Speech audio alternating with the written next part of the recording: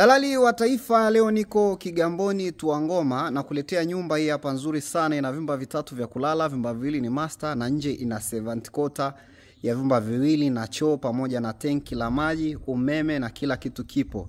Nyumba ina vyumba vitatu vya kulala ndani, vyumba viwili ni master na sebule na choo na jiko na dining na public toilet. Nyumba ni kali sana. Karibu sana ujipatie hii nyumba. Inauzwa kwa bei ya shilingi milioni 320. Karibuni sana wateja wangu. Nyumba ni kali sana.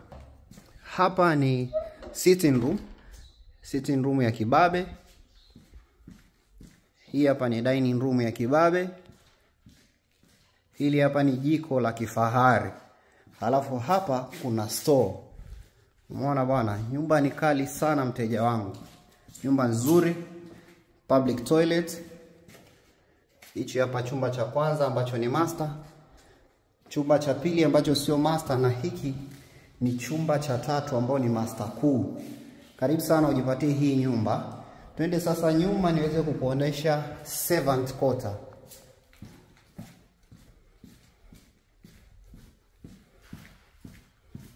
Mazingira ya nyuma ndo haya. Tenki la maji pamoja na servant quarter ya vyumba viwili, chumba kimoja master. Karibuni sana. Jumla ni vyumba vitano. Asanteni.